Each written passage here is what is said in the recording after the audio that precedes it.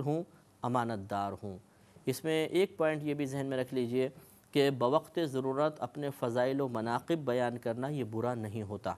ویسے ہی مطلب بلا ضرورت اپنی تعریفات کرنا اور اپنے کارنامے بیان کرنا کہ ہم نے تو اتنے عمرے کیے ہیں، اتنے حج کیے ہیں، میں اتنے اداروں میں پیسے دیتا ہوں، میں نے اتنی بیواؤں کو ہم زکوٰۃ دیتے ہیں وغیرہ وغیرہ، یہ ایک بری صفت ہے۔ لیکن اگر ضرورت شرعیہ متحقق ہو جائے، کسی مقام پر اپنے فضائل و مناقب کا بیان دین کی تقویت کے لیے، اللہ تعالیٰ کی تعلیمات کو سامنے والوں تک پہنچانے کے لیے، ان کے ذہن کو مائل کرنے کے لیے ہو، تو پھر اپنے فضائل و مناقب بیان کرنے میں حرج نہیں۔ لہٰذا یہ کوئی قابل گرفت بات نہیں ہے کہ آپ نے کیوں اپنی تعریف اپنے منہ سے کی، کیونکہ یہاں ضرورت شرعیہ متحقق تھی۔ آگے ارشاد فرمایا فاتقوا اللہ واطیعون، پس تم اللہ تبارک و تعالیٰ سے ڈرو اور میری اطاعت کرو، میرا حکم مانو، کیونکہ میں اللہ کا بھیجا ہوا ہوں، لہٰذا اب میرا اللہ سے ڈرو اور میرا حکم مان لو، میری اطاعت کرو۔ وما اسألکم علیہ من اجر، اور میں نہیں سوال کرتا تم سے اس تبلیغ دین پر کسی اجر کا، ان اجریہ الا علی رب العالمین، میرا اجر تو صرف اور صرف تمام جہانوں کے رب کے ذمہ کرم پر ہے، وہ مجھے اس کا اجر عطا فرمائے گا۔ یہ ایک تمہیدی کلام تھا جو سامنے والے کے ذہن کو شکوک و شبہات سے پاک صاف کرنے کے لیے تھا۔ آپ نے اعلان نبوت فرمایا کہ میری اطاعت کرو، اب شبہ پیدا ہو سکتا تھا کہ شاید یہ اب نذرانوں کے اس میں گورنمنٹ چاہتے ہیں، حکومت چاہتے ہیں، منصب چاہتے ہیں، ہمیں اپنے ماتحت رکھنا چاہتے ہیں، شاید کوئی نفسانی خواہشات ہوں، لیکن اس پہ فوراً آپ نے پھر وضاحت فرمائی کہ نہیں، میرا کوئی مقصد دنیاوی مال و اسباب حاصل کرنا نہیں ہے، میرا اجر و ثواب تو اللہ تعالیٰ ہی عطا فرمائے گا، چنانچہ میرا مقصود صرف اور صرف تمہیں اللہ کی طرف مائل کرنا ہے۔ اس سے یہ نقطہ حاصل ہوتا ہے کہ دینی شخص جو ہے، جو عالم دین ہو یا کوئی متقی مطلب مفتی ہو، متقی پرہیزگار شخص سے کوئی بات کہنا چاہتا ہے اور اس میں گمان اس کو یہ ہو کہ سامنے والے میری اس بات کو سن کر کچھ منفی اثر بھی مرتب کر سکتے ہیں، کوئی نیگیٹو سوچ بھی ان کی بن سکتی ہے، میرے بارے میں بدگمان ہو سکتے ہیں، تو پہلے وہ ایسا کلام کر لے تاکہ وہ سامنے والوں کے ذہن بدگمانی سے محفوظ ہو جائیں اور پھر وہ مطلب ترغیب دے، بہت اچھا ہے۔ مثال کے طور پہ جیسے کوئی شخص کسی ادارے کے لیے چندہ طلب کر رہا ہے کہ بھئی دیکھیں فلاں ادارہ ہے، اس میں بچے پڑھتے ہیں، تو آپ اس کے لیے چندہ دیجئے، ایڈ دیجئے تاکہ وہاں نظام اچھا چلے۔ اب ساتھ ساتھ اگر وہ یہ بھی کہہ دے کہ دیکھیں اس میں میرا کوئی ذاتی لالچ نہیں ہے، وہ پیسہ ادارے میں جائے گا، ادارے والے کام کریں گے تو آپ کے لیے ثواب جاریہ ہوگا، تو اس میں کوئی حرج نہیں ہے، اور بہتر ہے کہ وہ اپنی پوزیشن کو صاف کرے کہ میرا کوئی ایسا ذاتی لالچ نہیں ہے، میں تو ایک دین کی تبلیغ چاہتا ہوں، دین کی ترویج و ترقی چاہتا ہوں۔ یہ نبیوں کا طریقہ رہا ہے۔ تو انبیاء حضرت نوح علیہ السلام نے بھی، اور آگے بھی آئے گا کہ حضرت ہود علیہ السلام نے بھی یہی جملے فرمائے تاکہ قوم کا ذہن اس سے ایک دم اس شک سے باہر نکل آئے کہ یہ اصل میں کوئی دنیاوی منصب نہیں چاہتے، ہمیں اپنے ماتحت کر کے کچھ سرداری کی ان کی تمنا نہیں ہے، بلکہ واقعی ایک مخلصانہ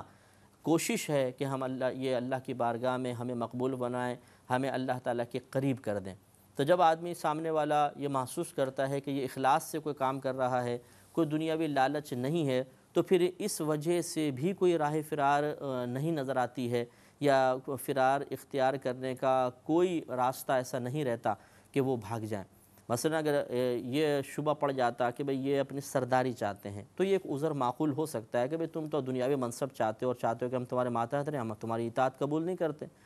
یہ ایک ہیلہ ہو سکتا تھا، ایک بہانہ ہو سکتا تھا، تو اس کی راہ بھی کاٹ دی گئی کہ نہیں، میں تم سے کوئی اجر طلب نہیں کر رہا ہوں، کوئی مزدوری نہیں، کوئی نذرانہ نہیں، کوئی مطلب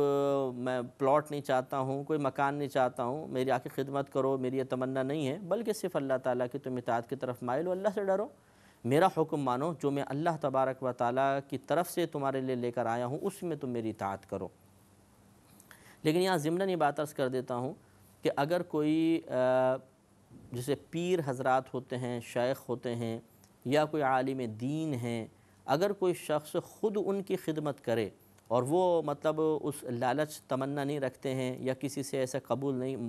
کہتے نہیں ہیں کہ مجھے دیا جائے، اور خود کوئی آ کے ان کی خدمت میں نذرانہ پیش کرتا ہے، کوئی ان کی خدمت کرتا ہے، تو اس میں کوئی شرعاً حرج نہیں ہوتا، اور یہ بہت ہی بہتر ہے کہ صحابہ کرام علیہم الرضوان کثرت کے ساتھ نبی کریم صلی اللہ علیہ وسلم کی بارگاہ میں نذرانہ پیش کرتے تھے، تحائف لے کر آتے تھے، جس کو ہبہ کہا جاتا تھا، اور رحمت کونین صلی اللہ علیہ وسلم اسے قبول فرمایا کرتے تھے باقاعدہ۔ لیکن سرکار مدینہ صلی اللہ علیہ وسلم کی عادت کریمہ تھی، اکثر عادت یہی تھی کہ آپ تحفہ لینے کے بعد جواباً بھی کوئی تحفہ دے دیا کرتے تھے۔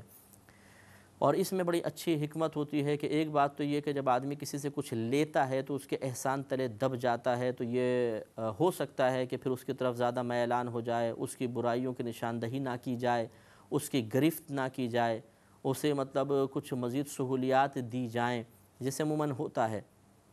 تو یہ اگر جواباً تحفہ دے دیا جائے تو پھر وہ قلب جو ہے کسی کے احسان تلے مرعوب ہو کر یا دب کر اس قسم کی کوئی غلط ایسا رویہ اختیار نہیں کرے گا کہ جس سے دوسرے احساس کمتری کا شکار ہوں۔ تو یہ نبی کریم دے دیا کرتے تھے۔ پھر دوسرا یہ کہ وہی بدگمانی سے محفوظ آدمی رہتا ہے کہ اگر ہر طرف سے لیتا ہی رہے، دیتا ہوا نظر نہ آئے تو لوگ کہیں گے دیکھیں جی یہ بیٹھ کے وصول کرنے کے لیے بیٹھے ہوئے ہیں۔ تو اس لیے نبی کریم صلی اللہ علیہ وسلم جواباً بھی تحفہ دے دیا کرتے تھے تاکہ سب پہ واضح ہو جائے کہ نبی کریم کوئی لالچ نہیں رکھتے ہیں مال کا، کیونکہ وہ تو سب کے ذہن میں تھا، لیکن منافقین جو تھے وہ ان باتوں کو بہت زیادہ مطلب یہ کہ وہ نکتے تلاش کرتے تھے، معاذ اللہ کوئی مل جائے اور ہم اسے لوگوں میں عام کر کے بدگمانیاں عام کریں۔ تو نبی کریم صلی اللہ علیہ وسلم کی عادت کریمہ تھی کہ آپ جواباً تحفہ دے دیا کرتے تھے تو اس قسم کے تمام فتنے دب جایا کرتے تھے۔ بہتر عادت ہے،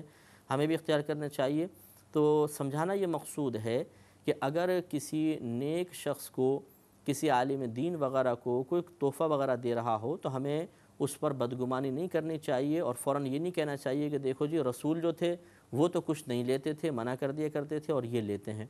تو رسولوں نے بھی منع نہیں کیا، انہوں نے تو اپنی تبلیغ پر ایک باقاعدہ اجرت کو منع کیا ہے۔ تحفے تحائف کو انہوں نے بھی منع نہیں کیا، اجرت کو منع کیا ہے کہ ہم اس پہ کوئی اجرت تم سے نہیں لیتے ہیں، کوئی ہمارا مقصود طمع ہمیں کچھ بھی نہیں ہے، ہم اللہ کی رضا کی خاطر تبلیغ کر رہے ہیں۔ اور ان کی طمع کے بغیر اگر کسی نے کچھ دیا تو پھر انہوں نے اس کو قبول بھی کر لیا، لالچ کے بغیر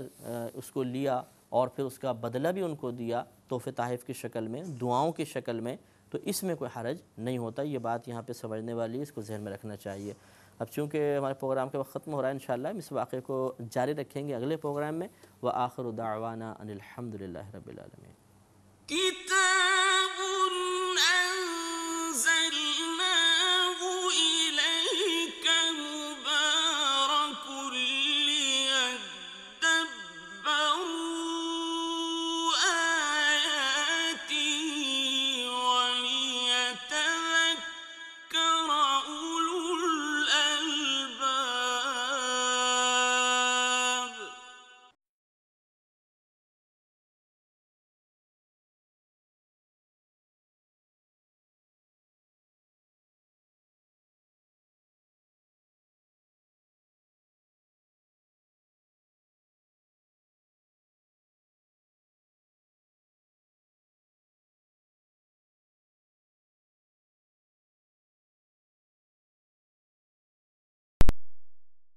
كتاب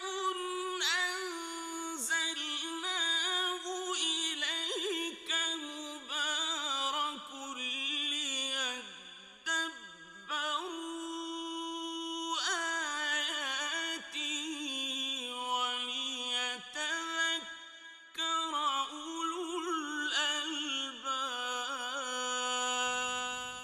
الحمد للہ رب العالمین والصلاة والسلام علی سید الانبیاء والمرسلین، اما بعد فاعوذ باللہ من الشیطان الرجیم، بسم اللہ الرحمن الرحیم۔ سورۃ الشعراء ہے، آیت نمبر 109، اس تک کی تفسیر ہو چکی ہے۔ اب 110ویں آیت سے انشاءاللہ کلام شروع ہوگا۔ نوح علیہ السلام کی تبلیغ دین کا واقعہ بیان ہو رہا ہے۔ آپ نے اپنی قوم سے ارشاد فرمایا فاتقوا اللہ، تو تم اللہ تبارک و تعالی سے ڈرو، وَأَطِیعُونَ اور میری اطاعت کرو۔ تو آپ غور کریں کہ 108ویں آیت میں یہی بات بیان ہوئی تھی، فاتقوا اللہ وَأَطِیعُونَ، پھر بیچ میں فرمایا تھا وَمَا أَسْأَلُكُمْ عَلَيْهِ مِنْ أَجْرٍ إِنْ أَجْرِيَ إِلَّا عَلَى رَبِّ الْعَالَمِينَ۔ تو درمیان میں چونکہ پہلے اللہ سے ڈرایا، اس کے بعد اطاعت کا حکم دیا کہ میری اطاعت کرو، اور پھر آگے مزید تبلیغ کرنی تھی، لیکن بیچ میں رفع بدگمانی کے لیے، یعنی بدگمانی کو اٹھانے کے لیے آپ نے یہ کلام فرمایا تھا کہ وما اسألکم علیہ من اجر والا، تو چونکہ بات منقطع ہو گئی، لہٰذا یہ ایک طریقہ ہوتا ہے تبلیغ دین کرنے والے کے لیے، اس میں ایک عملی نمونہ بھی ہے کہ اگر آپ ایک بات کر رہے ہیں اور بیچ میں اچانک آپ کو کوئی ذہن میں خیال آیا اور آپ نے سوچا کہ یہ وضاحت پہلے کر لوں، ہو سکتا ہے بعد میں ذہن سے نکل جائے، اور آپ نے بیچ میں ایک ایسی بات بولی جس کا تعلق پہلے والی بات سے اور آگے والی بات سے نہیں ہے، اس کو اصطلاح میں کہتے ہیں جملہ معترضہ، ایک ایسا جملہ کہ جس کا معنوی لحاظ سے پہلے اور بعد سے کوئی تعلق نہیں ہوتا، بلکہ ویسے بیچ میں کہہ دیا جاتا ہے، اور اس کے کہنے کے بعد پھر سابقہ بات سے تعلق جوڑا جاتا ہے تاکہ بات بے ربط نہ ہو جائے۔ یہ بھی ایک بلاغت کا اصول اور ایک قاعدہ ہوتا ہے، تبلیغ دین والے کو بھی چاہیے کہ اگر وہ ایک بات بولتا ہے پھر بیچ میں اچانک کوئی خیال آیا اور اس نے سوچا بعد میں بھول نہ جاؤں، پہلے اس بات کو کہہ دیتا ہوں، اور کہہ دی، تو پھر سابقہ اپنی بات سے ربط پیدا کرے، ورنہ اگر ربط پیدا نہیں کرے گا تو ہو سکتا ہے بیچ میں جو جملہ معترضہ یا اضافی بات آپ نے کہی اس کی بنا پر سابقہ بات ذہن سے نکل گئی ہو، اور جب آپ اگلی بات کہیں تو لوگوں کو وہ بات بالکل بے ربط سی محسوس ہو کہ یہ کیا کہہ رہے ہیں۔ تو اس لیے اپنے کلام کو بے ربطگی سے بچانے کے لیے بہتر ہوتا ہے کہ آپ نے اگر بیچ میں کوئی اضافی بات کہہ دی تو سابقہ بات کو تھوڑا سا دوبارہ دہرا دیں تاکہ اگلی والی بات کا اس سے ربط قائم ہو جائے۔ اور یہی طریقہ اساتذہ کو بھی اختیار کرنا چاہیے کہ اگر وہ ایک بات بول رہے ہیں، سمجھا رہے ہیں طلباء کو، اور درمیان میں کوئی اضافی قصہ آ گیا، کوئی اضافی بات آ گئی، تو جب دوبارہ وہ سبق سمجھانے لگیں تو ذرا پچھلی بات کو دہرا لیں تاکہ ربط قائم ہو جائے اور اگلی جو بات یا اگلا مضمون جو بیان ہو رہا ہے وہ اجنبی محسوس نہ ہو۔ لہٰذا دوبارہ اس مضمون کو دہرایا کہ فاتقوا اللہ واطیعون، تو تم اللہ تبارک و تعالی سے ڈرو اور میری اطاعت کرو۔ قالوا، انہوں نے کہا، انؤمن لک، کیا ہم آپ پر ایمان لے آئیں، واتبعک الارذلون، حالانکہ آپ کی تو ذلیل لوگوں نے پیروی کی ہے۔ ذلیل انہوں نے کہا، ارذل سے مراد ذلیل سے مراد ان کے نزدیک جو تھا کہ یہ زیادہ تر نوح علیہ السلام کی اطاعت غربا نے کی تھی یا ایسے پیشے اختیار کرنے والوں نے کی تھی جن کو یہ حقیر پیشے کہا کرتے تھے، تو اس لیے معاذ اللہ ان مسلمانوں کو، ان مومنین کو جنہوں نے نوح علیہ السلام کی غربت کے ساتھ یا ان کے نزدیک معمولی پیشوں کے ساتھ اطاعت کی تھی، ان کو ذلیل سمجھتے تھے، تو یہ انہوں نے عذر بیان کیا کہ یہ تو ذلیل قسم کے یعنی معمولی قسم کے لوگوں نے آپ کی اتباع کی ہے، لہٰذا ہم آپ کی اطاعت نہیں کرتے ہیں۔ اور مفسرین نے بات بیان فرمائی کہ انہوں نے مطالبہ کیا کہ آپ ان سب کو دور کر دیجئے، پھر ہم آپ کی اطاعت کر لیں گے۔ تو اس لیے یاد رکھیں کہ ہمارا مذہب اسلام بھی پیشے کی وجہ سے کسی کو حقیر نہیں جانتا ہے، پیشہ بشرطے کہ جائز ہونا چاہیے۔ لہٰذا جیسے ایک بڑا بزنس مین مذہب اسلام میں قابل احترام ہے اپنے مسلمان ہونے کی بنا پر، اسی طرح روڈ کے کنارے پر اگر ایک ٹھیلا لگاتا ہے ایک شخص اور وہ روزی کما رہا ہے تو ہمارا مذہب اسلام مسلمان ہونے کی حیثیت سے اس کو وہی مرتبہ دے گا جو ایک بڑے بزنس مین کا ہے۔ لہٰذا یعنی مسلمان ہونے کے اعتبار سے ان میں کوئی فرق نہیں ہے، ہم اسے حقیر مسلمان اور اس کو اعلیٰ مسلمان نہیں کہہ سکتے، پیشہ جو ہے وہ وجہ حقارت نہیں ہے۔ اور پھر جب ایمان ساتھ شامل ہو جائے تو پھر پیشے کی کمی اگر کوئی دیکھتا بھی ہے کہ پیشہ معمولی سا ہے بشرطے کہ جائز ہو تو اس سے کوئی فرق نہیں پڑتا، اسلام جو ہے وہ انسان کی عزت کے لیے کافی ہوتا ہے۔ لہٰذا ان کا یہ مطالبہ، یہ جو تھا بات کہی تھی انہوں نے، یہ طنز بہت ہی برا تھا، اور اللہ تبارک و تعالیٰ نے اس کو مذمت کے طور پر ذکر کیا کہ انہوں نے ان مسلمانوں کی عملی حالت کو دیکھتے ہوئے، ان کی مالی حالت کو دیکھتے ہوئے اس قسم کے جملے کہے۔ قال، نوح علیہ السلام نے فرمایا کہ وما علمی بما کانوا یعملون، کہ نہیں ہے میرا علم اس کے ساتھ جو وہ یہ کرتے رہے ہیں۔ مطلب کہنے کا یہ ہے کہ میں جو کچھ یہ عمل کر رہے ہیں، جو کام کر رہے ہیں، مجھے اس سے کوئی سروکار نہیں ہے۔ میرا کام ہے تبلیغ دین کرنا، لوگوں کو اللہ کی طرف مائل کرنا، اور انہوں نے میری اطاعت کی ہے، میرے لیے اتنا کافی ہے۔ یہ کیا پیشہ اختیار کر رہے ہیں، یہ کیا عمل کر رہے ہیں، یہ کیا کام کر رہے ہیں، مجھے اس کا علم نہیں، مجھے اس کے علم سے مراد مجھے اس کے جاننے کی کوئی ضرورت نہیں، مجھے اس سے کوئی سروکار نہیں ہے۔ میں تو تبلیغ دین کرتا ہوں، جو میری طرف آئیں گے میں اس کو اللہ کے قریب کروں گا اور وہ نجات پائے گا۔ ان حسابہم الا علی ربی لا تشعرون، ان کا حساب تو میرے رب پر ہی ہے، یعنی یہ اللہ تعالیٰ ہی ان کا حساب لے گا، کیا یہ کر رہے ہیں کیا نہیں، اور اس کی وجہ سے ان کے اسلام قبول کرنے پہ کوئی فرق پڑتا نہیں پڑتا، یہ اللہ ہی بہتر جانتا ہے، اور یقینی سی بات ہے کہ صرف کسی کے بظاہر حقیر پیشے کی وجہ سے اس کا اسلام لانا کوئی معاذ اللہ مشکوک تو نہیں ہو جاتا۔ لہٰذا ان کا حساب و کتاب سب اللہ تعالیٰ پر ہے۔ میرا کام تبلیغ کرنا، لوگوں کو اپنے طرف مائل کرنا، وہ میں کام کر رہا ہوں، اور وہ میں تمہارے ساتھ بھی کر رہا ہوں، تم اس کو قبول کرو۔ لا تشعرون، لو تشعرون، کاش تم شعور رکھتے ہو، کاش تم شعور رکھتے، یعنی اس بات کا کاش تم شعور رکھتے کہ اللہ کی طرف مائل ہونے کے لیے اعلیٰ پیشے کی ضرورت نہیں ہوتی ہے، کسی بڑے منصب کی ضرورت نہیں ہوتی ہے، بلکہ اللہ تعالیٰ کے اوپر ایمان لانا، اس کی تعلیمات کو قبول کرنا اور تقوی و پرہیزگاری اختیار کرنا۔ اب چاہے پیشہ کچھ بھی اختیار کیا ہو، اگر آدمی یہ لوازمات تیار کر لیتا ہے، یہ چیزیں، یہ انعامات اس کو حاصل ہو جاتے ہیں، تو وہ اللہ تعالیٰ کی بارگاہ میں مقبول ہو سکتا ہے۔ اب ان کا مطالبہ تھا کہ ان کو آپ دور کر دیں، پھر ہم آپ کے قریب آ جائیں گے۔ اس کے جواب میں فرمایا کہ وما انا بطارد المؤمنین، اور میں مسلمانوں کو دور کرنے والا نہیں ہوں،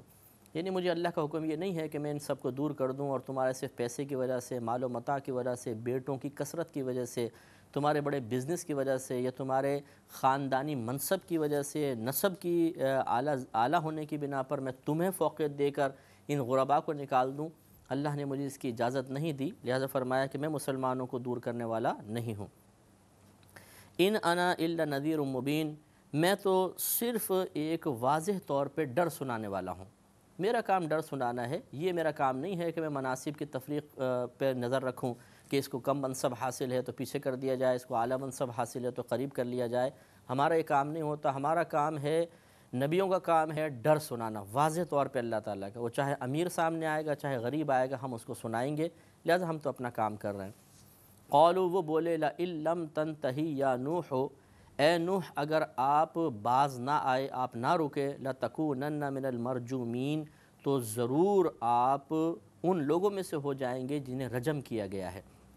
یعنی آپ کو معاذ اللہ پتھر مار مار کے ہلاک کر دیا جائے گا، ورنہ آپ یہ تبلیغ چھوڑ دیجئے۔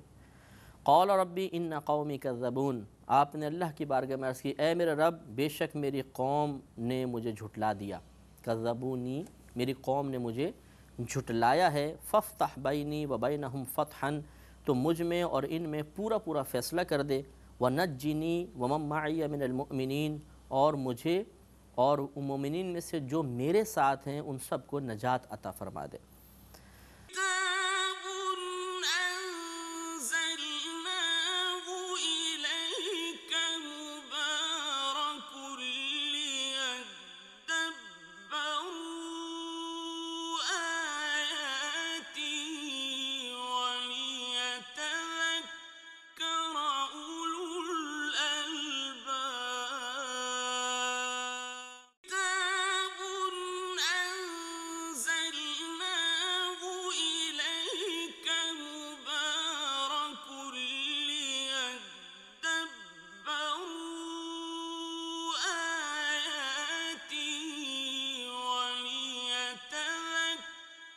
أولو الألباب۔ تو معاذ اللہ آپ کا یہ دعا کرنا کہ اللہ تعالیٰ میری قوم نے مجھے جھٹلایا تو ہمارے درمیان فیصلہ کر دے، تو یہ اس لیے نہیں تھا کہ آپ کی قوم نے آپ کو دھمکی دی تھی یا آپ کے متبعین کو برا بھلا کہا تھا تو قلبی طور پہ ناراض ہو کر معاذ اللہ آپ نے غصے میں آ کے اس طرح کر دیا۔ نبی جو کچھ کرتا ہے، دعا کرتا ہے وغیرہ، یہ سب اللہ کے حکم سے ہی ہوتا ہے، اللہ کی اجازت سے ہوتا ہے، تو یہ اللہ کی ہی مشیت تھی کہ نوح علیہ السلام دعا کریں، اور پھر جب اتمام حجت ہو گیا، انہوں نے تبلیغ کو قبول نہیں کیا، تو اللہ تبارک و تعالیٰ کی طرف سے نزول عذاب ہو جائے۔ لہٰذا معاذ اللہ یہ ناراضگی کی بنا پر بد دعا نہیں تھی، بلکہ جب یہ دیکھا کہ اب عذاب کا وقت آ گیا ہے، یہ اسلام قبول نہیں کر رہے ہیں، ایمان نہیں لا رہے ہیں، تو آپ نے یہ دعا فرمائی، اور پھر اللہ تعالیٰ کی طرف سے سیلاب آیا، طوفان نوح جس کو ہم مشہور ہے کہ آپ نے وہ، یہ دوسری آیات میں پورا واقعہ ہے کہ آپ نے باقاعدہ کشتی تیار کی، یہ قریب سے گزرتے تھے تو مذاق اڑاتے تھے، اور پھر طوفان آیا، اتنا پانی آیا کہ پوری دنیا میں پانی پانی ہو گیا۔ نوح علیہ السلام اور آپ کے جو گھر والے تھے اور جو آپ پہ ایمان لانے والے تھے وہ لوگ، اور ہر جاندار کا ایک جوڑا اللہ کے حکم سے آپ نے اس کشتی میں رکھا تھا، تو آپ لوگ بچ گئے، باقی سب ہلاک ہو گئے۔ لہذا اللہ نے آگے ارشاد فرمایا کہ فَأَنجَيْنَاهُ، تو ہم نے نجات دے دی اسے، یعنی نوح علیہ السلام کو، وَمَن مَّعَهُ فِي الْفُلْكِ الْمَشْحُونِ، اور ان لوگوں کو جو آپ کے ساتھ تھے ایک بھری ہوئی کشتی میں، بھری ہوئی کشتی یعنی جو انسانوں اور جانوروں سے بھری ہوئی تھی، بہت سارا مال و متاع اس میں جو آپ لوگوں کے پاس سامان ضروریات زندگی کا تھا، جو دوران طوفان کشتی میں رہ کر استعمال کرنا تھا، وہ سب آپ کے پاس تھا، باقی سب کا سب ڈوب گیا اور ہلاک ہو گئے۔ ثم اغرقنا بعد الباقین، پھر اس کے بعد ہم نے باقی تمام لوگوں کو ڈبو دیا۔ ان فی ذلک لآیہ، بے شک اس میں ضرور ایک نشانی ہے، وما کان اکثرهم مؤمنین، اور ان میں سے یعنی نوح علیہ السلام کی قوم میں سے اکثر لوگ مومنین نہیں تھے۔ وَإِنَّ رَبَّكَ لَهُوَ الْعَزِيزُ الرَّحِيمُ، اور بے شک تیرا رب ضرور وہ غالب آنے والا مہربان ہے۔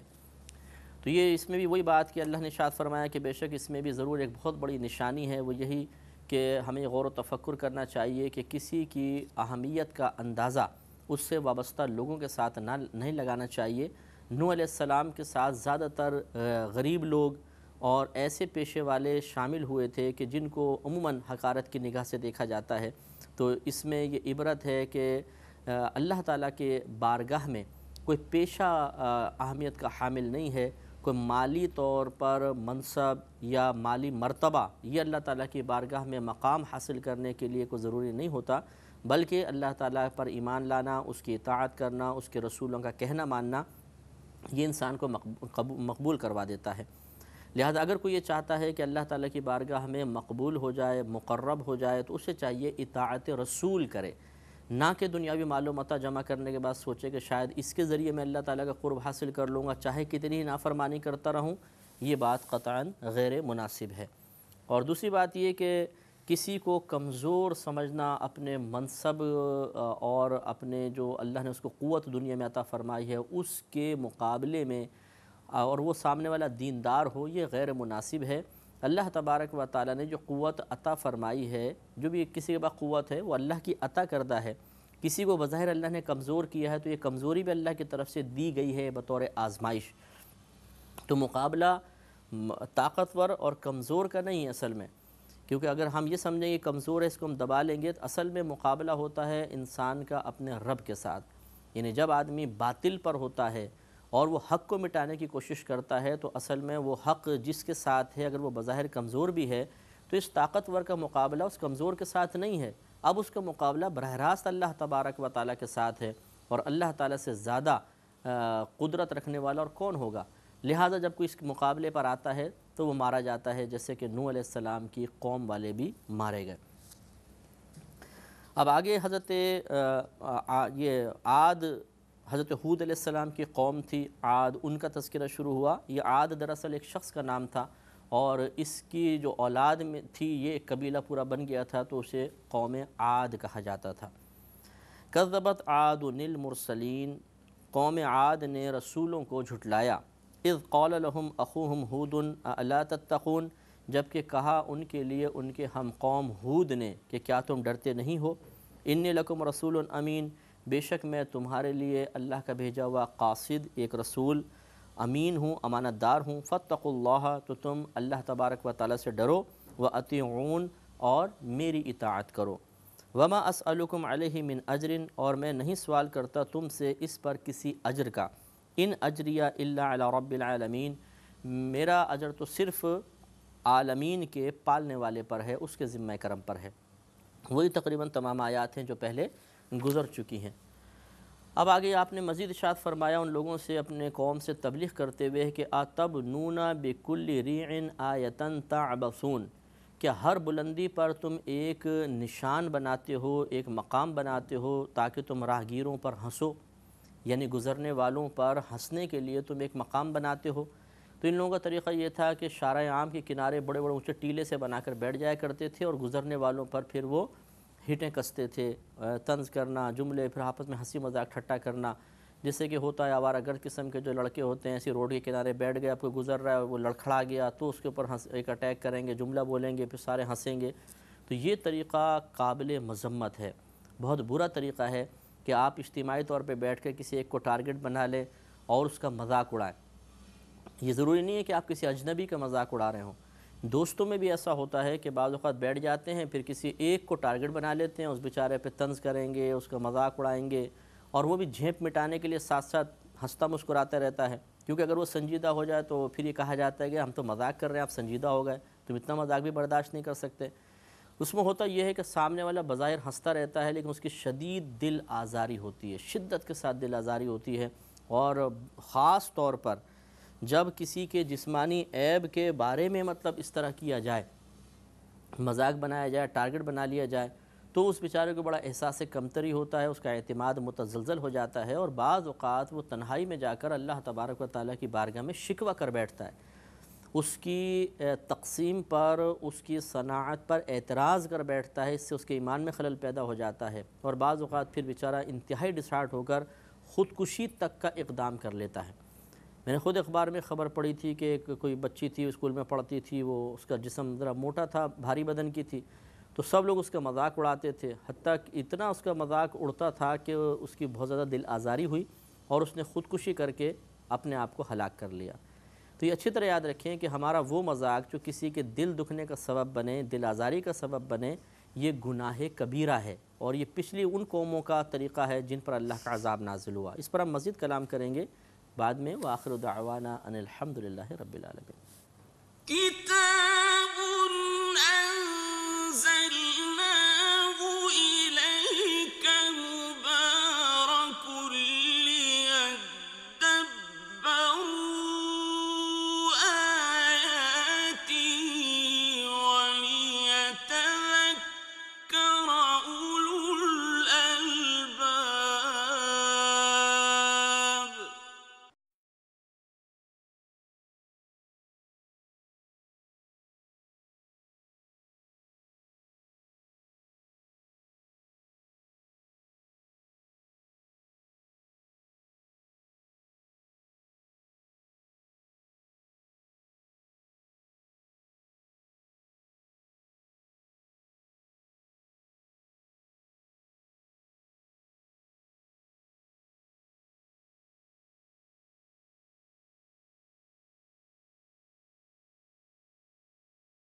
كتاب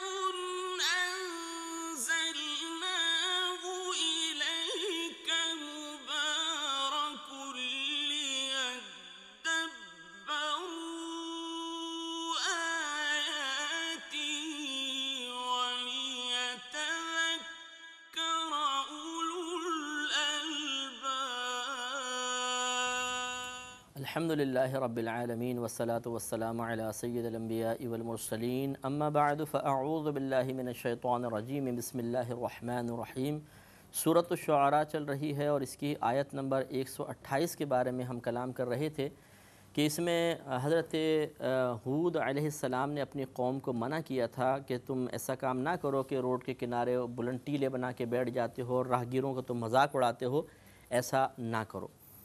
تو اس پہ ہمارا کلام چل رہا تھا کہ کسی ایک کو ٹارگٹ بنا کر اس کا مذاق اڑانا، جبکہ یہ مذاق اس کی دل آزاری کا سبب بن رہا ہو، دل دکھنے کا سبب بن رہا ہو، یہ حرام اور گناہ کبیرہ ہے۔ لہٰذا چاہے آپ خاندان میں ہوں، کزنس وغیرہ جیسے جمع ہو جاتے ہیں، اسکول میں ہوں، کالج میں ہوں، محلے میں ہوں، کسی بھی مقام پر ہوں، ہاسٹل میں ہوں، اور اسی طریقے سے چاہے آپس میں سارے دوست ہی مل کر بیٹھے ہوں، قطعاً یہ کام نہیں کیجیے گا، ورنہ وقت تو بہت اچھا گزرے گا، مزہ آئے گا، ہنسی مذاق ہوگا، وقت گزرنے کا احساس بھی نہیں رہے گا، نفس کو لذت بھی حاصل ہوگی، لیکن یہ اصل میں ہم آخرت کا عذاب جمع کر رہے ہیں۔ سامنے والا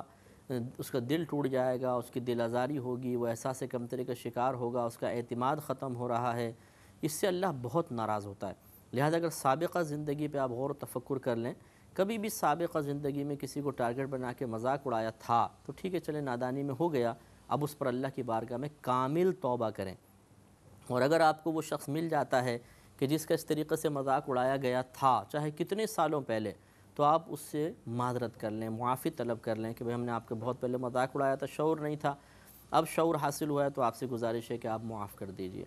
تو اگر وہ معاف کر دیتا ہے بہت اچھا ہے، بالفرض اگر وہ نہیں کرتا معاف کہ میں نہیں کرتا ہوں جائیں، تو پھر بھی انشاءاللہ آپ نے چونکہ معافی مانگ لی تو آپ بری ذمہ ہوئے، اب اس کے لیے آپ کثرت سے استغفار کرتے رہیں، اپنی نیکیوں سے ایصال ثواب کرتے رہیں، تو انشاءاللہ اللہ تعالیٰ اسے آپ سے بروز قیامت راضی فرما دے گا۔ اور اسی طریقے سے اگر کوئی شخص تھا، ہمیں یاد تو ہے لیکن اب وہ پتہ نہیں کہاں ہے، جیسے ہوتے ہیں اسکول کالج سے فارغ ہوئے، اس کے بعد کوئی کہاں چلا گیا پتہ نہیں چلتا ہے، ایسا کوئی شخص ہے جس کے بارے میں اب آپ کو خبر نہیں، تو اس کے لیے بس اتنا ہے کہ آپ اللہ کی بارگاہ میں توبہ کریں۔ توبہ کرنے کے بعد اس شخص کے لیے جو اب آپ کو نہیں مل رہا، غیر موجود ہے، آپ کثرت سے دعائیں مغفرت کرتے رہیں، اور جو بھی نیکی کریں اس کو بھی ایصال کرتے رہیں کہ اللہ تعالیٰ فلاں کو پہنچا دے، تو انشاءاللہ عز و جل برود قیامت اللہ تعالیٰ اپنے فضل و کرم سے اسے آپ سے راضی فرما دے گا، اور وہ آپ کی گرفت نہیں کرے گا، نہ آپ کے نام اعمال سے نیکیاں نکالی جائیں گی۔ تو یہ انہوں نے حضرت ہود علیہ السلام نے اپنی قوم کو تنبیہ کرتے ہوئے ارشاد فرمایا کہ اتبنون بکل ریع آیۃ تعبثون، کہ ہر بلندی پر تم ایک نشانی قائم کرتے ہو تاکہ تم راہگیر و جو گزرنے والے ہیں ان پر ہنسو، ان پر ہنسنے کے لیے۔ ایک تو یہ وَتَتَّخِذُونَ مَصَانِعَ لَعَلَّكُمْ تَخْلُدُونَ، اور تم مضبوط محل بناتے ہو، بڑے بڑے محلات بناتے ہو اس امید پر کہ تم اس میں ہمیشہ رہو گے۔ تو یہ بڑے بڑے محل بنانا کوئی ممنوع نہیں ہوتا، بشرطے کہ کسی کی زمین غصب کر کے نہ ہو، حرام پیسے سے نہ ہو، اور فخر اور غرور کے لیے نہ ہو۔ ضرورت ہے، حاجت ہے، تو یہ اس میں کوئی حرج بھی نہیں ہوتا، لیکن یہ اگر چیزیں غفلت پیدا کریں تو باعث ہلاکت ہیں، کہ آدمی انہی تعمیرات میں لگ جائے اور اس کے بعد وہ سوچے کہ اب تو میں کہاں ہلاک ہوں گا اور بہت سالوں تک میں زندہ رہوں گا، یا معاذ اللہ جیسے ان لوگوں کا خیال تھا کہ ہم ہمیشہ ہمیشہ اس میں رہ جائیں گے۔ اگرچہ چاہے خیال نہ ہو، لیکن بعض اوقات آدمی کوشش ایسا کرتا ہے جو اس کا عمل بتاتا ہے کہ یہ شاید یہ سمجھتا ہے کہ میں ہمیشہ ہمیشہ رہوں گا۔ جیسے جو لوگ پیسے کے پیچھے لگ جائیں، پہلے وہ سینکڑوں پتی تھے تو ہزار پتی سے لکھ پتی سے کروڑ پتی سے ارب پتی، کھرب پتی، پھر وہ آگے بڑھنے کی جستجو رہتی ہے کہ میں آگے بڑھ جاؤں۔ یہ پیسے کی دوڑ کا فائدہ کیا ہے؟ کتنا پیسہ جمع کر لیں گے؟ اور ایسے لوگوں کو اکثر دیکھا ہے ان کے حلیے بھی خراب ہوتے ہیں، نہ بال بنانے کی فرصت، نہ اچھا لباس پہننے کی فرصت، نہ اچھا کھانا کھانے کی فرصت۔ تو کیا فائدہ ہے اس پیسوں کو ڈھیر جمع کرنے کا جب اس سے آپ نفع ہی نہیں اٹھا رہے؟ ایک دن آئے گا حضرت فوت ہو جائیں گے، یہ سارا پیسہ منتقل ہو گیا اولاد کی طرف، کیا فائدہ ہوا؟ صرف ایک نفسانی تسکین کے لیے دنیا میں جو اس پیسے کے ذریعے عزت حاصل ہوئی، اس مقام عزت کو برقرار رکھنے کے لیے آدمی اپنے آپ کو اذیت دیتا ہے، تکلیف دیتا ہے، پریشانیاں مول لیتا ہے،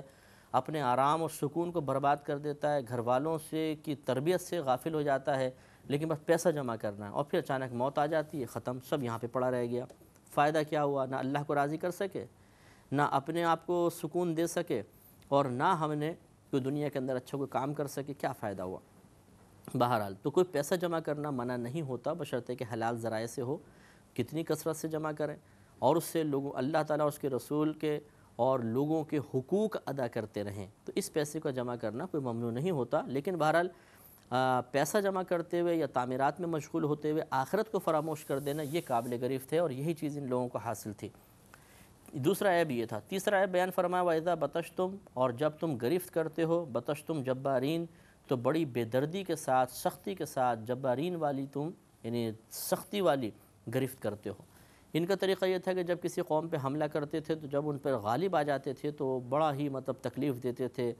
جان سے مار دینا، اذیتیں دینا، بہت زیادہ شدید تکلیف دیتے تھے۔ اس کو بھی ناپسند فرمایا کہ یہ بری عادت ہے کہ جب تم کمزور پر غالب آ گئے ہو تو کرم کا مظاہرہ ہونا چاہیے۔ کمزور پر غالب آنے والا اپنے کرم کا اظہار کرتا ہے، لیکن تم ان کمزوروں کو مارتے ہو، دباتے ہو، جیسے عورتیں اور بچے یا بوڑھے قابو میں ان پہ بھی رحم نہیں کرتے تھے، تو اس سے منع فرمایا۔ اور ہمارے نبی کریم صلی اللہ علیہ وسلم کی بہترین تعلیم یہ تھی، آپ صحابہ کو جب کسی جہاد پر بھیجتے تھے تو فرمایا کرتے تھے کہ سب سے پہلے جا کر تم سننا کہ کہیں اذان کی آواز تو نہیں آ رہی، اگر کوئی ایسی بستی ہو تو اس پہ حملہ مت کرنا کہ وہ مسلمانوں کی بستی ہوگی،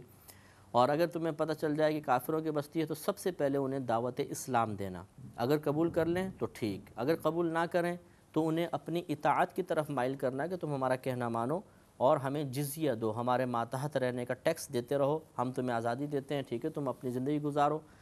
اگر اس پہ راضی ہو جائیں تو پھر ان سے تعارض مت کرنا، اگر اس پہ بھی راضی نہیں ہوتے تو ان پر حملہ کرنا۔ اور پھر بھی فرمایا کہ ان کے عورتوں، بچوں اور بوڑھوں، بیماروں پر حملہ مت کرنا، باقی سب پر حملہ کرنا۔ اتنی نفیس تعلیم۔ تو مذہب اسلام ہمارا بڑا نفیس مذہب ہے، اور یہ انسانیت کی بڑی قدر کرتا ہے، انسان کی قدر کرتا ہے، یہ نہیں دیکھتا کہ یہ مسلمان ہے، کافر ہے، بلکہ بنیادی حقوق جو ایک انسانیت کے ناطے ایک انسان کو حاصل ہونے چاہیے، ان کا یہ بہت زیادہ لحاظ رکھتا ہے۔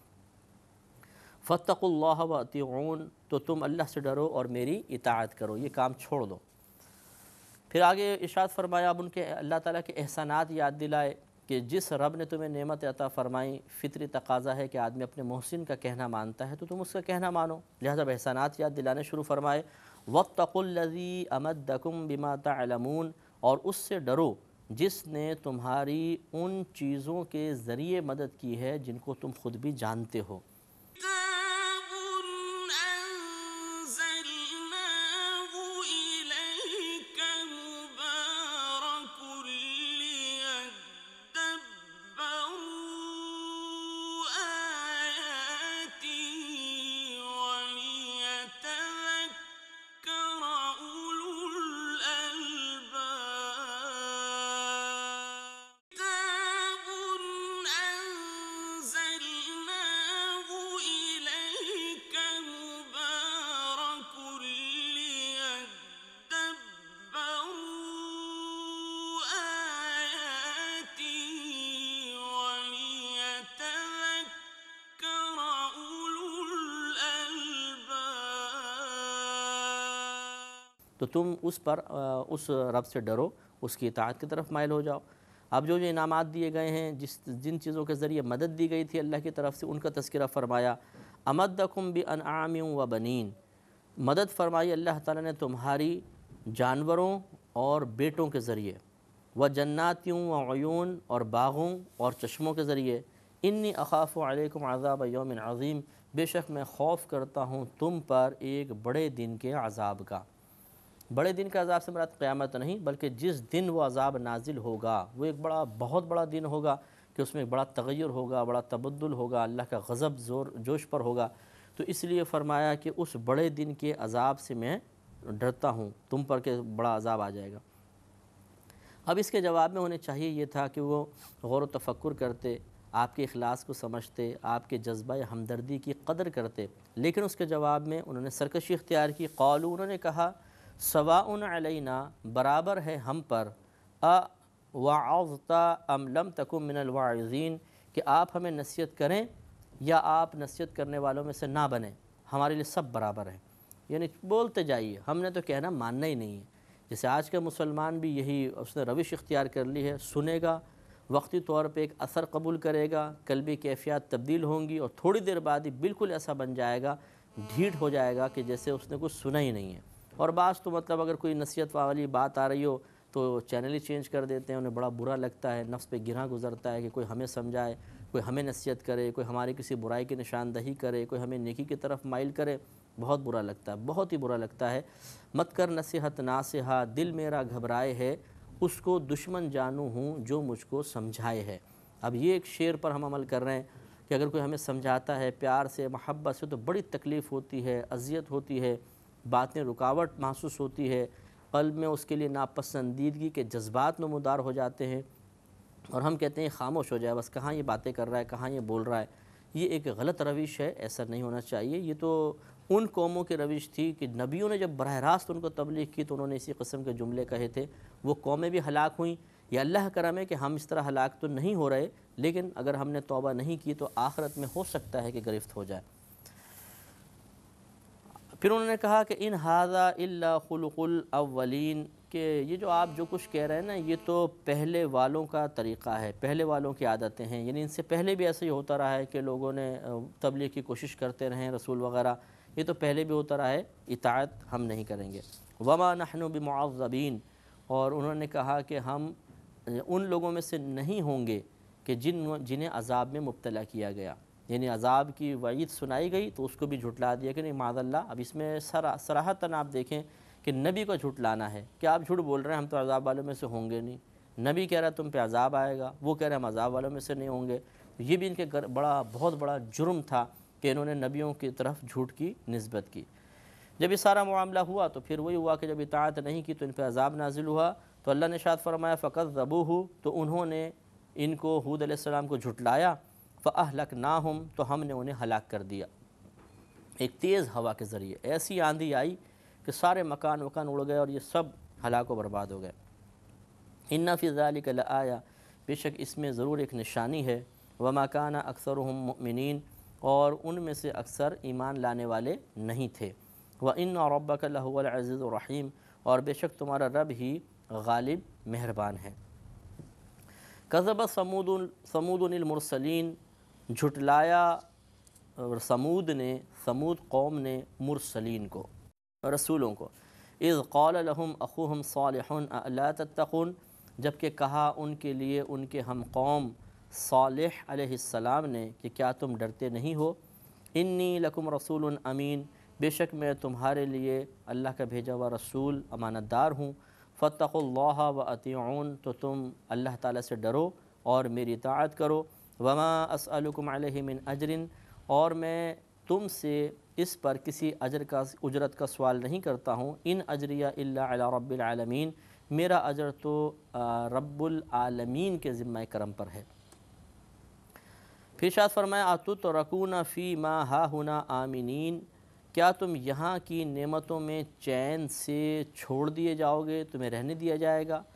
یعنی ان کو ڈرانا شروع فرمایا کہ تم اللہ کی طرف مائل ہو جاؤ، کیوں یہ سمجھتے ہو کہ جتنے تمہیں اللہ نے نعمت عطا فرمائی ہیں تم ان میں ہمیشہ ہمیشہ رہو گے؟ ایسا نہیں ہے۔ جیسے فرمایا اتترکون فی ما ہاہنا آمنین، کیا تم یہاں کی نعمتوں میں آرام سے امن والے ہو کر چھوڑ دیے جاؤ گے؟ فی جنات و عیون، باغوں اور چشموں میں، وزروع و نخل طلعها حضیم، اور کھیتیوں میں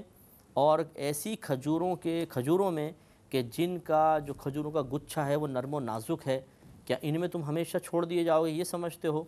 وَتَنْحِتُونَ مِنَ الْجِبَالِ بُيُوتًا فَارِحِينَ، اور تم پہاڑوں میں مہارت کے ساتھ گھر بناتے ہو، تکبر کرتے ہوئے، غرور کرتے ہوئے تم یہ گھر تیار کرتے ہو۔ یہ پہاڑوں میں گھر بناتے تھے، بڑے بڑے گھر تھے ان کے، پہاڑ تراش کے، اللہ نے ان کو اتنی مہارت دی تھی کہ پہاڑیاں کھود کھود کے انہوں نے باقاعدہ اندر پورے گھر، کمرے وغیرہ تیار کر رکھے تھے، اور اس پہ بڑا فخر کرتے تھے کہ اتنی ان کو مہارت حاصل تھی۔ تو یہ آپ نے ڈرایا کہ یہ تمام چیزیں عارضی ہیں، یہ مت سمجھو کہ ان میں رہنے کے بعد تم کبھی بھی اللہ کی بارگاہ میں نہیں پہنچو گے۔ فاتقوا اللہ واطیعون، تو تم اللہ تبارک و تعالیٰ سے ڈرو اور میری اطاعت کرو۔ ولا تطیعوا امر المسرفین، اور حد سے بڑھنے والوں کے کہنے پر مت چلو، ان کا حکم مت مانو۔ مسرفین سے مراد یہاں پہ فرمایا گیا کہ یا تو جو اس قوم کے برے لوگ تھے وہ مراد ہے،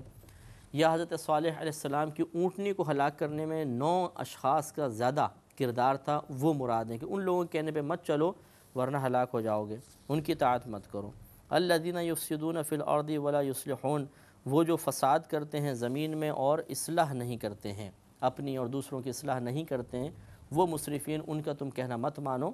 ورنہ ہلاک ہو جاؤ گے۔ قالوا، انہوں نے کہا، انما انت من المسحرین، کہ محض آپ تو ان لوگوں میں سے ہیں جن پر جادو کر دیا گیا ہے، یعنی معاذ اللہ آپ تو سحر میں گرفتار ہیں، جادو، اسی لیے یہ عقل آپ کی معاذ اللہ کام نہیں کر رہی کہ آپ ایسی باتیں کر رہے ہیں، تو انہیں جادو میں مبتلا قرار دے دیا قوم نے۔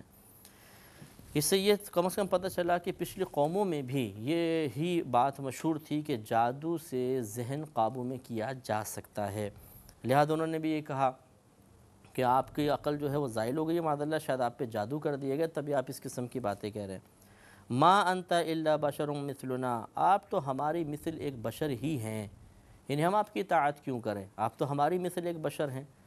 تو تمام انبیاء علیہم السلام بشر ہوتے ہیں، اس کا کوئی انکار نہیں، لیکن انہیں اپنی مثل حقارت کے ساتھ بشر کہنا یہ کفار قوم کا طریقہ تھا، اور اس کو فقہاء نے کفر لکھا ہے کہ یہ حقارت کے ساتھ کہہ رہے ہیں کیا ہے، نبی ہماری طرح تو بشر ہے عام معمولی سے، تو معاذ اللہ اس کو توہین نبی میں شمار کیا گیا ہے اور کفر کا حکم لگے گا۔ تو انہوں نے بھی حقارت کے ساتھ کہا کہ آپ تو ہماری مثل ایک بشر ہیں۔ فَأْتِ بِآیَةٍ إِن كُنتَ مِنَ الصَّادِقِينَ، تو آپ کوئی نشانے لے آئیں اگر آپ سچوں میں سے ہیں۔ یہ طلب معجزہ تھا کہ آپ کوئی لائیے، کوئی معجزہ دکھا دیجئے، اور یاد رکھیں کہ جب قوم معجزہ طلب کرے تو نبی پہ لازم ہوتا ہے کہ وہ معجزے کا اظہار فرمائے گا، لہٰذا جب انہوں نے یہ مطالبہ کیا تو نوح علیہ السلام نے اللہ کی بارگاہ میں، یہ حضرت صالح علیہ السلام نے اللہ کی بارگاہ میں دعا کی تو پہاڑی سے ایک اونٹنی نمودار ہوئی تھی، اور کہا جاتا ہے مفسرین نے فرمایا کہ اس کا سینہ جو تھا وہ 60 گز کا تھا، اتنی لمبی چوڑی وہ اونٹنی تھی۔ اور یہ جب آئی تو آپ نے یہ قاعدہ بنایا جو آگے بیان ہو رہا ہے کہ ایک دن یہ اونٹنی پانی پیے گی اور ایک دن تم لوگ پیو گے۔ یہ اونٹنی اصل میں اتنا پانی پیتی تھی کہ سارے چشمے خشک کر دیا کرتی تھی، اور دوسرے دن پھر یہ بالکل پانی نہیں پیتی تھی، تو اگلے دن وہ چشموں میں پھر پانی ابل آتا تھا تو یہ لوگ پیا کرتے تھے۔ یہ گویا کہ اللہ کی طرف سے آزمائش تھی۔ پہلے انہیں سیدھی سیدھی تبلیغ دین فرمائی، کوئی آزمائش میں مبتلا نہیں کیا، لیکن اکثر ایسے ہی ہوتا ہے کہ ہم جب کوئی بغیر آزمائش کی چیز ملتی ہے عموماً تو ہم نہیں مانتے ہیں، پھر جب ہمیں آزمائش میں مبتلا کر دیا جاتا ہے پھر ہمیں اللہ تعالیٰ یاد آتا ہے۔ یہی اس قوم نے بھی اختیار کیا کہ جب ان کو بغیر کسی آزمائش کے تبلیغ دین فرما رہے تھے اور ان کا اسلام مقبول تھا تو مانے نہیں، اب آزمائش میں مبتلا ہوئے تو پھر گڑبڑ شروع کی۔ اس پہ انشاءاللہ کلام جاری رہے گا۔ وآخر دعوانا ان الحمدللہ رب العالمین۔ كتاب أنزلناه إليك مبارك ليدبروا آياته وليتذكر أولو الألباب.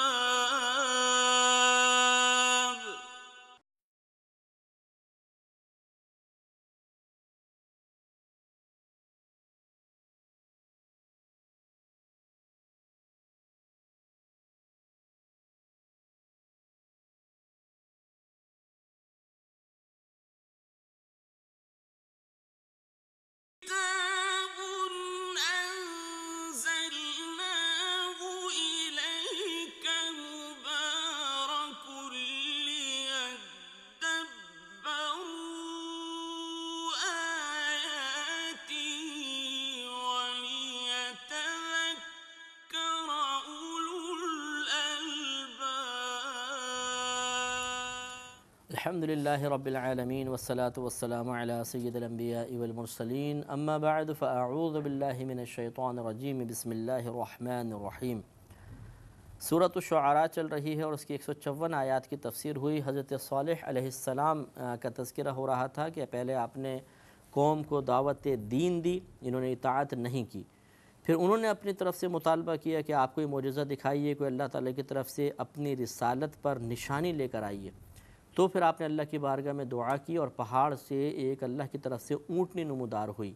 اب یہ ان کے لیے آزمائش مقرر کر دی گئی کہ ایک دن تم پانی پیو گے اور ایک دن یہ اونٹنی پانی پیے گی۔ جب یہ اونٹنی پانی پیے تو تم اس کو بالکل روکو گے نہیں، مارو گے نہیں اور کوئی اس کو اذیت اور تکلیف نہیں پہنچاؤ گے۔ اب یہ ایک آزمائش تھی۔ ایک دن اگر بالفرض انہیں پیاس لگ رہی ہے تو سارا پانی ختم، اونٹنی پیے گی، اسے روک بھی نہیں سکتے ہیں۔ دوسرا یہ کہ پانی جمع کرنے کی مشقت ہوئی کہ پہلے تو جس دن جب چاہا گئے چشمے پہ پانی پی لیا،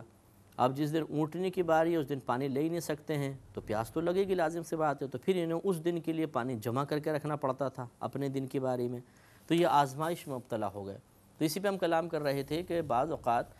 اللہ تبارک و تعالی ہمیں کچھ انعام دیتا ہے، کچھ نعمت عطا فرمانا چاہتا ہے، لیکن ہم اپنی شامت اعمال کی بنا پر آزمائشوں کو دعوت دے بیٹھتے ہیں اور نقصان ہو جاتا ہے۔ جب وہ اونٹنی پیدا کر دی گئی تو حضرت صالح علیہ السلام نے فرمایا، قالا، آپ نے فرمایا، ہذہ ناقۃ، یہ ایک اونٹنی ہے، لہا شرب، اس کے لیے ایک دن، ایک پینے کا دن ہے، وَلَكُمْ شِرْبُ یوم معلوم، اور ایک معین دن تمہاری باری ہوگی۔ ایک پینے کی باری اس کی ہے اور ایک معین دن میں تمہاری پینے کی باری ہے۔ وَلَا تَمَسُّوهَا بِسُوءٍ، اور تم اسے برائی کے ساتھ مت چھونا، فَيَأْخُذَكُمْ عَذَابُ يَوْمٍ عَظِيمٍ، تو پکڑ لے گا تمہیں بڑے دن کا عذاب۔ یعنی اگر تم نے اس کو برائی مارنے کے ارادے سے چھوا، اس کو زد و کوب کیا کچھ بھی، تو تم پر عذاب نازل ہوگا۔ اب وہ لوگ آزمائش چلتی رہی تو ہمارے ہاں بھی یہ انسانی فطرت ہے کہ مسلسل آزمائش سے گھبرا جاتا ہے، پہلے خود آزمائش کو دعوت دیتا ہے پھر اس سے گھبرا بھی جاتا ہے، لہٰذا یہ گھبرا گئے اور انہوں نے منصوبہ بنایا کہ معاذ اللہ اس اونٹنی کو ہلاک کر دیا جائے، ختم کر دیا جائے۔ لہذا قدار نامی ایک شخص تھا جس نے خاص طور پہ کام کیا اور اونٹنی کی اس نے رگیں کاٹ دیں جس سے اس کا خون بہہ گیا اور وہ اونٹنی ہلاک ہو گئی تھی۔ تو فَعَقَرُوهَا، تو انہوں نے اس کی رگیں کاٹ دیں، فَأَصْبَحُوا نَادِمِينَ، تو انہوں نے ندامت کی حالت میں صبح کی۔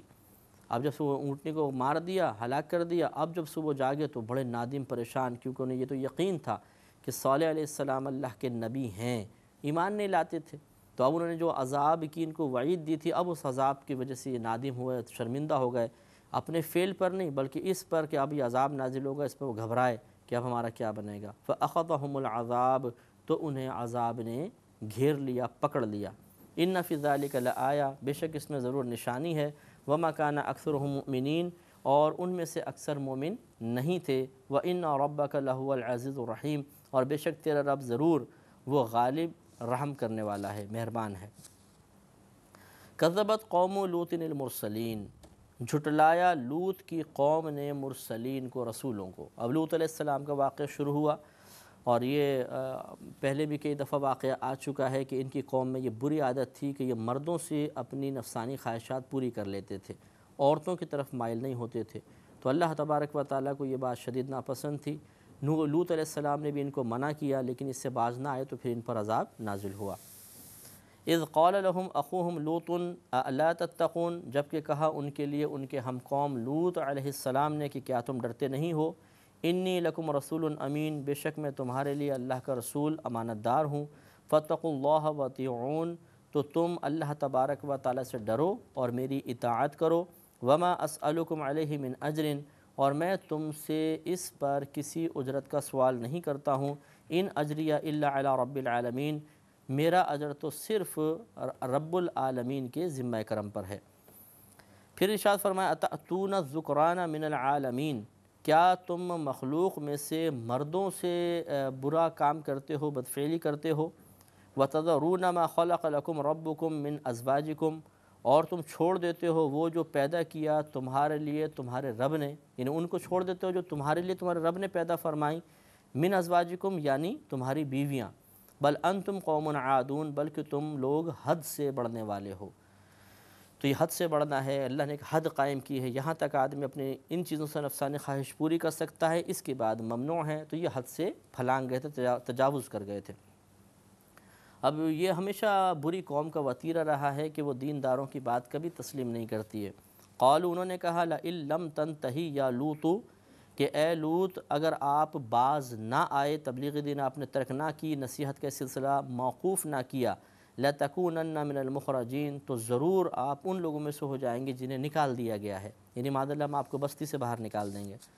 قال، آپ نے فرمایا انی لِعَمَلِكُم مِّنَ الْقَالِينَ، بے شک میں تمہارے کام سے بیزار ہوں۔ تو دیکھیے کہ مجبوری تھی کہ آپ کو تبلیغ دین کرنی ہے، تو آپ اسی قوم میں رہے، لوگ برا کام کر رہے ہیں لیکن آپ اسی قوم میں رہے، وہاں سے ہجرت نہیں فرمائی کیونکہ اللہ کا حکم ہے۔ یہی علماء کا کردار ہوتا ہے کہ علماء ایک ایسی جگہ پر کہ جہاں برائیاں ہو رہی ہیں مجبوراً رہتے ہیں، کیونکہ انہیں تبلیغ کرنی ہے، ان کو روکنا ہے، انہیں برائی سے دور کرنا ہے، لہذا اب یہ مطالبہ جائز نہ ہوگا کہ اگر کوئی ایک محلہ ہے مثلا اس میں جوئے کے اڈے ہیں اور وہاں کوئی عالم رہتا ہے تو کہ کیوں آپ اس جگہ رہتے ہیں، ہجرت کیوں نہیں کر جاتے؟ اگر وہ اس مقام پہ اس لیے ہے تاکہ ان لوگوں کو سمجھائے، انہیں برائی سے روکے، تو اس کا اس مقام پہ رہنا کوئی قابل گرفت نہیں ہے، نہ اس پر معاذ اللہ کوئی اللہ کی لعنت نازل ہوگی، کیونکہ وہ تماشائی نہیں ہے، وہ ان کے ساتھ مشغول نہیں ہو رہا، بلکہ وہ تو ایک اچھے مقصد کے لیے وہاں پہ رہائش پذیر ہے، تو ان لوگوں پہ ہی لعنت نازل ہوگی، اس پر نہیں ہوگی، اور اس کا وہاں رہنا بالکل درست ہے،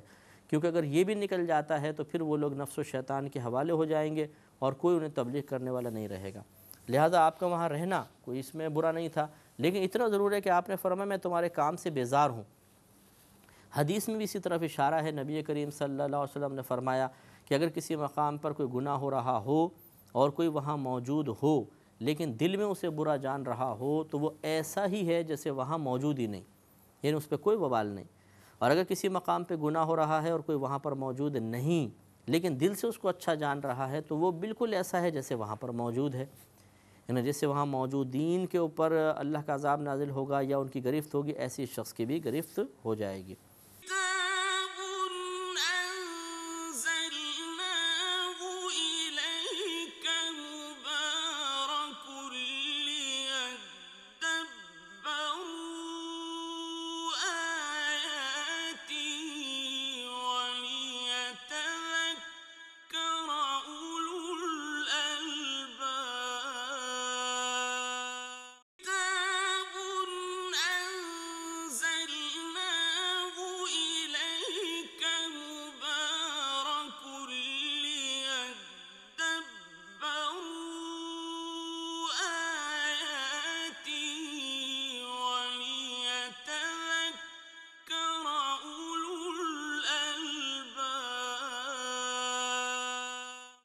اب آپ نے جب یہ دیکھا کہ لوگ باز نہیں آ رہے تو آپ نے اللہ کی بارگاہ میں دعا کی، ربی اے میرے رب نجنی مجھے نجات عطا فرما، و اہلی اور میرے گھر والوں کو، مما یعملون ان کاموں سے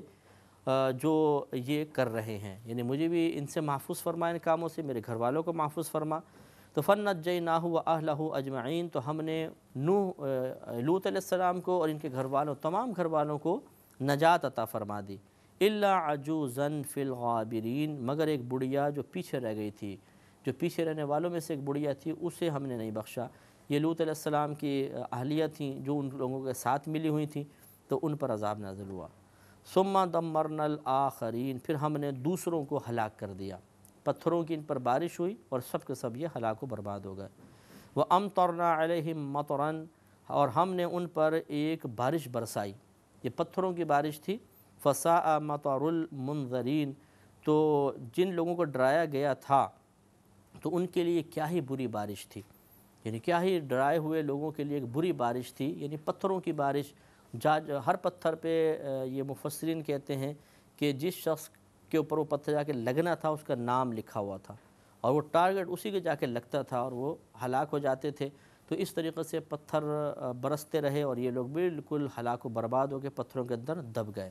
ان فی ذلک لآیہ، بے شک اس میں ضرور ایک نشانی ہے، وما کان اکثرهم مؤمنین، اور ان میں سے اکثر مومن نہیں تھے۔ وان ربک لہو العزیز الرحیم، اور بے شک تیرا رب ضرور غالب آ جانے والا مہربان ہے۔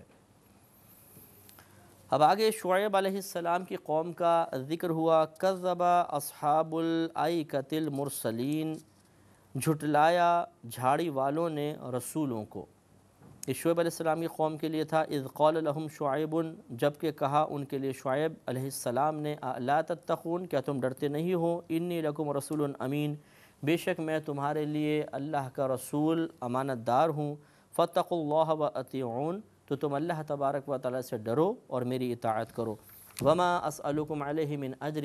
اور میں تم سے اس پر کسی اجر کا سوال نہیں کرتا ہوں۔ ان اجریہ الا علی رب العالمین، بے شک میرا اجر تو صرف رب العالمین کے ذمہ کرم پر ہی ہے۔ اب جو ان میں کوتاہیاں تھیں اس کی انبیاء علیہ السلام نے خصوصاً اس کے بارے میں تبلیغ فرمائی۔ تو ایسا نہیں ہے کہ یہ صرف یہی کوتاہیاں تھیں اور کوتاہیاں نہیں تھیں، جو وصف برے اوصاف ان میں زیادہ معروف تھے ان کا یہاں تذکرہ کیا گیا ہے۔ تو آپ نے فرمایا اوفوا الکیل، کہ تم ناپ پورا کرو، یعنی پورا تولو، ولا تکونوا من المخسرین، اور کمی کرنے والوں میں سے نہ ہو جاؤ۔ تو مکمل تولو۔ یہ کیا کرتے تھے کہ یہ مطلب تولتے ہوئے ترازو وغیرہ کے اندر، یعنی جیسے وہ جس میں سامان رکھتے ہیں جس پلڑے میں، اس کو وزندار کر دیا کرتے تھے۔ تو سامان پہلے نیچے رکھا ہوا اس میں ڈالا، اب وہ تولیں گے تو پہلے وہ وزندار ہے، سامان کم تلتا تھا اور پیسے زیادہ لے لیا کرتے تھے۔ تو ہمارے یہاں بھی بہت سارے ماہر لوگ پیدا ہو گئے ہیں جو اسی قوم کے طریقے پہ چلتے ہوئے ناپ تول میں بڑی کمی کرتے ہیں۔ دو طرح کے باٹ رکھتے ہیں، چھاپا پڑ جائے تو صحیح وزن والے نکال لیتے ہیں، ورنہ غلط وزن والے استعمال کرتے رہتے ہیں، اور اس طرح ماہانہ سمجھتے ہیں کہ ہم بہت زیادہ کما رہے ہیں، یہ جتنا ہم وزن کے ذریعے کما رہے ہیں بہت زیادہ ہے، لیکن یہ زیادہ نہیں ہے، یہ تو بہت تھوڑا ہے، ویسے حرام پیسہ ہے، حرام ذرائع میں نکل جائے گا، یہ اللہ تعالیٰ ناگہانی آفت میں مبتلا کرے گا اور آخرت کا عذاب تو ہے ہی ہے۔ تو ان کو منع کیا کہ تم ایسا نہ کرو۔ وزنوا بالقسطاس المستقیم، اور صحیح ترازو سے تولو، سیدھی ترازو سے تولو۔ تو یہ جو ہوتے ہیں یہ کیا کرتے ہیں کہ جو وزن والا پڑ رہا ہوتا ہے، یعنی باٹ والا، اس کو تھوڑا اوپر کر لیتے ہیں، دوسرے کو نیچے کرتے ہیں، یا دوسرے کو دبا کے ذرا اس طرح کرتے ہیں تاکہ کم وزن بھی زیادہ محسوس ہو۔ یہ ان کی ٹیکنیک ہوتی ہے تولنے والوں کی، کبھی آپ معلوم کریں گے تو یہ آپ کو بتائیں گے۔ وَلَا تَبْخَسُوا النَّاسَ أَشْيَاءَهُمْ، اور لوگوں کی چیزیں کم کر کے نہ دو۔ وَلَا تَعْثَوْا فِي الْأَرْضِ مُفْسِدِينَ، اور زمین میں فساد پھیلاتے نہ پھرو،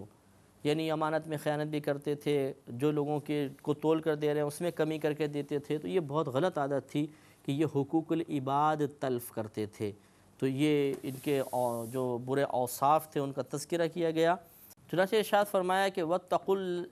الَّذِي خَلَقَكُمْ، اور ڈرو تم اس ذات سے جس نے تمہیں پیدا کیا، وَالْجِبِلَّةَ الْأَوَّلِينَ، اور ان کو جو تم سے پہلی مخلوق ہے، یعنی اس رب سے ڈرو جس نے تمہیں بھی پیدا کیا ہے، پہلے والوں کو پیدا کیا ہے، اس اللہ سے ڈرو اور ایسا برا کام مت کرو۔ تو جواب میں انہوں نے کیا کہا؟ قالوا، انہوں نے کہا انما انت من المسحرین، کہ محض آپ تو ان لوگوں میں سے ہیں جن پر جادو کر دیا گیا ہے۔ انہوں نے بھی وہی نامعقول بات بولی، یعنی اب جو اچھی بات بولے، جو صحیح بات بولے، جو حق بات بولے، جو شریعت کے مطابق بات بولے، لیکن ہمیں ناگوار گزرے، بس اس پہ گویا کہ جادو ہو گیا ہے۔ یہ ان قوموں کا وتیرہ تھا ان کا، تو یہ فوراً انبیاء علیہ السلام کی عقل پر اور ان کے دماغ پر اٹیک کرتے تھے کہ ان کا دماغ پتہ نہیں کام نہیں کر رہا، شاید جادو کر دیا گیا ہے، عقل کی کمی ہو گئی ہے۔ تو لیکن انبیاء علیہ السلام کا اب طریقہ دیکھیں کہ اللہ تعالیٰ کے حکم سے ایک گناہ بہت زیادہ معروف ہے، اس کے باوجود اس کے خلاف بولتے تھے، وہ گھبراتے نہیں تھے، کیونکہ ان کا منصب یہ تھا۔ تو تبلیغ دین کرنے والے کو بھی چاہیے کہ حکمت کے ساتھ، اگر کوئی برائی عام ہو گئی ہے تو یہ سوچ کر کہ اب تو بہت زیادہ عام ہو گئی ہے، کون چھوڑے گا، تبلیغ دین کا سلسلہ روکے نہیں، بلکہ احسن طریقے سے اس کو سمجھانے کی کوشش کرتے رہے، تو انشاءاللہ بہتری کا سامان ہو جائے گا۔ پھر انہوں نے وہی حقارت بھرا جملہ بولا کہ وما انت الا بشر مثلنا، اور آپ تو محض ہماری مثلی ایک بشر ہیں، ایک معمولی سے انسان ہے معاذ اللہ۔ وَإِن نَظُنُّكَ لَمِنَ الْكَاذِبِينَ، اور بے شک ہم آپ کو معاذ اللہ جھوٹا سمجھتے ہیں کہ آپ جھوٹ بولنے والوں میں سے ہیں۔ فَأَسْقِطْ عَلَيْنَا كِسَفًا مِّنَ السَّمَاءِ إِن كُنتَ مِنَ الصَّادِقِينَ، تو آپ ہم پر آسمان کا کوئی ٹکڑا گرا دیں اگر آپ سچوں میں سے ہیں، یعنی لے آؤ عذاب، ہم اس کو بھگتنے کے لیے تیار ہیں۔ تو یاد رکھیں یہ فقہی مسئلہ ہے کہ اللہ تعالیٰ کے عذاب سے بے خوفی کا اظہار کفر ہوتا ہے۔ یعنی کوئی اگر یہ کہے کہ جی جہنم سے ڈریے اور بولے میں جہنم سے نہیں ڈرتا ہوں، اللہ کے عذاب سے نہیں ڈرتا ہوں، تو اس کو کفر لکھا ہے فقہائے اسلام نے۔ ڈرنا واجب ہے، فرض ہے، ضروری ہے۔ انہوں نے بھی بے خوفی کا مظاہرہ کیا کہ لاؤ آسمان سے کوئی بھی عذاب، کوئی آسمان کا ٹکڑا گرا دیجیے ہم پر، ہم ایمان لے کر نہیں آئیں گے۔ قال، آپ نے فرمایا ربی اعلم بما تعملون، میرا رب خوب جانتا ہے جو کچھ تم کر رہے ہو۔ فکذبوہ، تو انہوں نے حضرت شعیب علیہ السلام کو جھٹلایا۔ فاخذہم عذاب یوم الظلہ، تو انہیں شامیانے والے دن کے عذاب نے آ لیا، یعنی سائے والے عذاب نے۔ بادل آیا، یہ سمجھے کہ یہ سایہ ہو گیا ہے، یہ بارش برسائے گا، اور اس سے پھر عذاب نازل ہوا اور یہ سب کے سب ہلاک ہو گئے۔ انہ کان عذاب یوم عظیم، بے شک وہ بڑے دن کا عذاب تھا۔ ان فی ذلک لآیہ، بے شک اس میں بھی ضرور ایک نشانی ہے۔ وما کان اکثرهم مؤمنین، اور ان میں سے بھی اکثر مسلمان نہ تھے۔ وَإِنَّ رَبَّكَ لَهُوَ الْعَزِيزُ الرَّحِيمُ، اور بے شک تیرا رب ضرور غالب مہربان ہے۔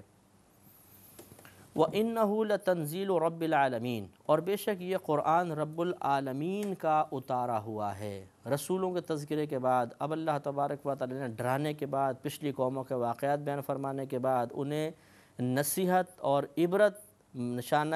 نصیحت، نشان عبرت بنانے کے بعد، اب پھر قرآن پاک کی طرف اللہ تعالیٰ نے رجوع فرمایا، قرآن کے بیان کو پھر اللہ تعالیٰ نے شروع فرمایا، کیونکہ جب سرکار نے چیزیں بیان فرمائیں تو ایک خوف دل میں پیدا ہوا کفار کے، تو اب بہتر ہے کہ ان کو اب اس خوف میں مبتلا کرنے کے بعد مائل کیا جائے کہ اگر تم بھی عذاب سے بچنا چاہتے ہو تو اب یہ کام کرو، اس کو تسلیم کر لو۔ تو یہ کہ خوف کے بعد انسان اطاعت کی طرف جلدی مائل ہو جاتا ہے، لہذا فرمایا وَإِنَّهُ، اور بے شک یہ قرآن لَتَنزِيلُ رَبِّ الْعَالَمِينَ، عالمین کے رب کی طرف سے نازل کردہ ہے۔ نزل بہ الروح الامین، اسے روح